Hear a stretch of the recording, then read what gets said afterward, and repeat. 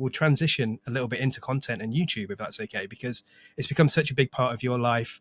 It's probably the big channel that you've been focusing on is video for the last couple of years. Tell us about that. Why? What is it you're doing? What's the focus for the future as well? I'm really interested in. Yes, so I'm blown away by the power of video still. I still consider myself a small creator, nearly 3,000 subscribers on YouTube. But I don't think that my actual audience that's going to pay me money is finding me currently on YouTube.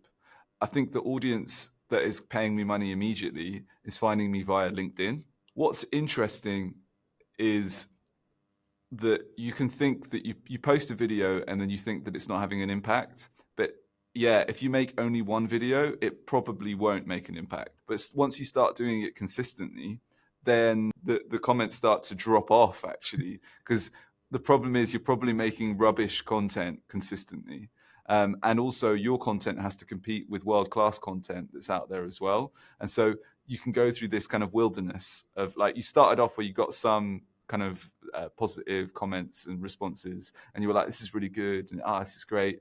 And then you kind of go through this wilderness of, like, hold on, what happened to those? Like, we're not getting as many of those comments anymore. Like the newbie comments, the kind of newbie support is totally withered away from your connections. And now you're trying to do the hard yards of, like, you're making content, but you don't really have time to make it, so you don't know if the quality's there. But you're trying to do it regularly and make things happen. But it's tough.